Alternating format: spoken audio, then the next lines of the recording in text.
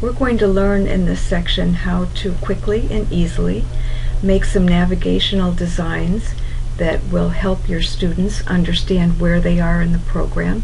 And this is especially good when you have a collection of different types of things, like a PDF, you've got a Word document, you've got a lot of different things that you are assembling in one area, and you want to make sure that the students understand that everything, it belongs to chapter 2 or it belongs to chapter 3 or the unit that you want them to read or the activities that they want to do.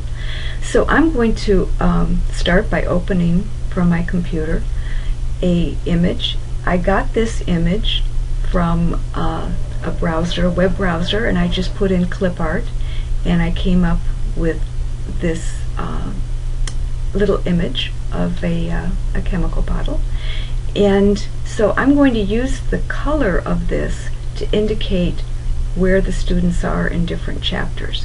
So chapter 1 is going to be green. That makes it pretty easy. But now I'm going to use chapter 2, and I'm going to make chapter 2 red. I'm going to do that by selecting a color over here, and I'm going to use the paint bucket tool, and I'm going to click, and the colors change.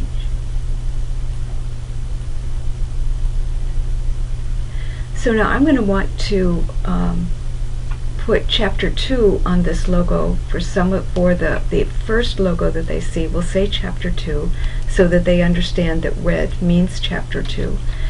But not much room here. So what I'm going to do is I'm going to increase the canvas size, and I'm going to increase just the width.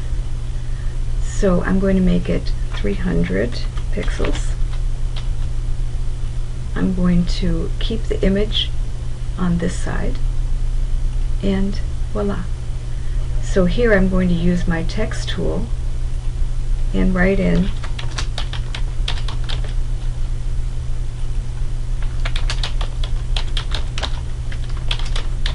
chapter 2, and by highlighting using my font size, I can change the size. I can move it around just by moving it around like this. So depending on how large I want it. So here we have chapter 2. And I'm going to want to make this a little bit smaller because it's so big. So I'm going to go to Image. I'm going to go to Image Size, and I'm going to constrain the proportions. And what that does is when I change one proportion, the computer figures it out for me how big this would have to be so that the image would not be distorted. So I'm going to take it down to 150 pixels, which is a good size for a small logo, because you want the logo to be small and show the students where it is, but you don't want it to take up room when you have important content to give them. So click OK.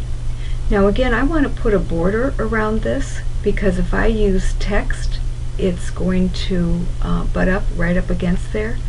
So I'm going to go back into canvas size, and I'm going to again constrain proportions, and I'm going to make the canvas on all sides about 10% bigger, and that will give the text next to it some breathing room, or anything that you put next to it. So here we have it.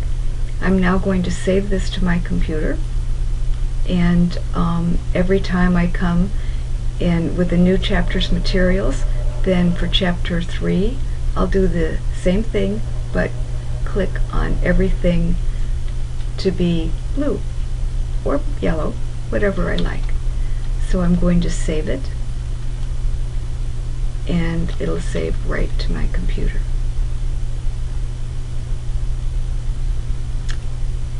I'm going to save it as Chemical 2, which means Chapter 2. And there you have it. Pretty easy, huh?